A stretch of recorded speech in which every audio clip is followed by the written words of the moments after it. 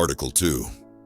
Section 2 of the Constitution gives the President of the United States the authority to grant pardons to people who have committed crimes, except in cases of impeachment. The power is very broad and general, and the Congress is not allowed to enact laws to modify or minimize it. The executive power traces its origins back to old Anglo-Saxon common law, and the first known instance of it being used was by King Aine of the Kingdom of Wessex in England in the 7th century. The power was wielded by English kings numerous times over the centuries, and continued as the English made their way to the New World in the colonial era. At the American Constitutional Convention, Alexander Hamilton was the first to introduce the pardon power to be used by the executive branch.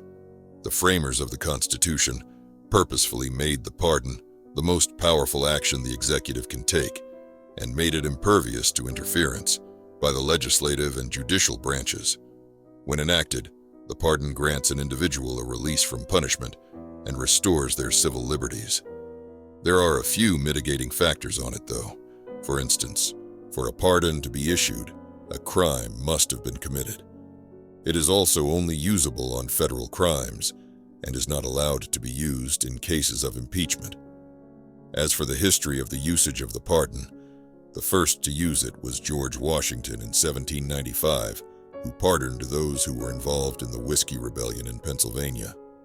After the Civil War, President Andrew Johnson pardoned former Confederate States of America President Jefferson Davis, an action that caused him much grief and controversy.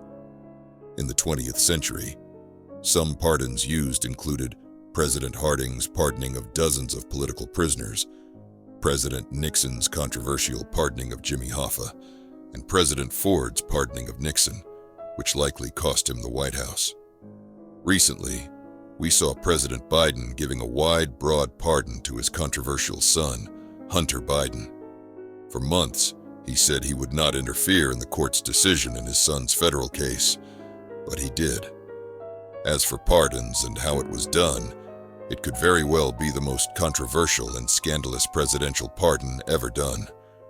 No president has ever pardoned their son, and a son who is not seen favorably in the public eye, to say the least.